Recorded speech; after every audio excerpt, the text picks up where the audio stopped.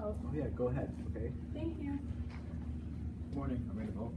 Okay, so I have to ask you a few questions. Okay. What's your favorite color? What's your favorite animal? What's your favorite school? Have you started time job before? Yeah, but it was just something minor.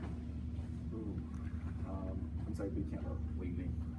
You can't. Like, It's time to go. she just walked up without any interrogation.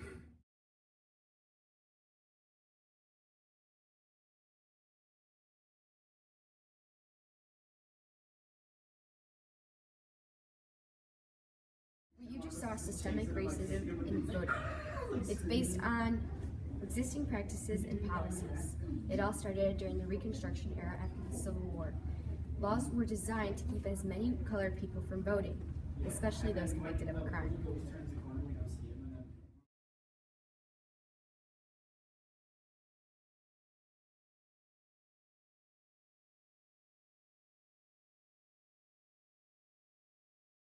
As we said before, systemic racism was a result of the Reconstruction era. And not only that, but there was other things that resulted from that as well. Laws were specifically created to attack criminals and people who were of color in crimes committed mostly by people of color, obviously.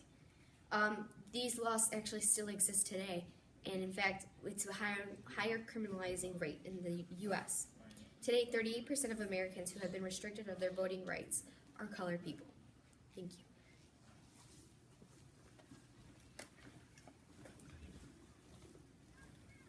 This injustice negatively impacts the rest of us by having a civil right being taken away from the rest of us and actually residing to that.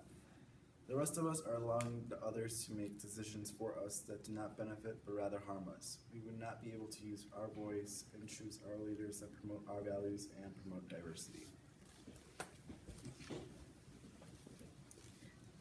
A study by the Institute of Justice called VERA stated that last year there was an increase in states working to restore voter rights with people with felony convictions. However, an estimated 2.5% or 6.1 million voters were disenfranchised due to having a felony on their record. This means that those 6.1 million people couldn't vote just because they had a felony on the record of a crime from murder to tax fraud, which in a way takes away their vote because they did something wrong. However, it takes away their right to vote. An organization that has to do with this injustice is NAACP, the National Association for the Advancement of Colored People. The vision of the National Association for the Advancement of Colored People is to ensure a society in which all individuals have equal rights without discrimination based on race. They have units all over the U.S., in every state, and including in the cities, including Chicago. And this organization does deal with racism as a whole, but does fight for voting rights. Thank you. These are statistics that show how students of color face harsher discipline and are more likely to be pushed out of the school than whites.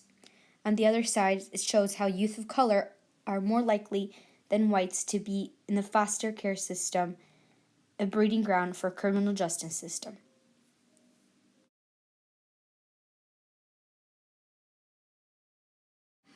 These two graphs show the racial gaps of the elections in states that require voter ID. As you can see, during the general elections and the primary elections, there is a significant difference in the requirement of a voter ID, mostly towards the people of colored ethnicity.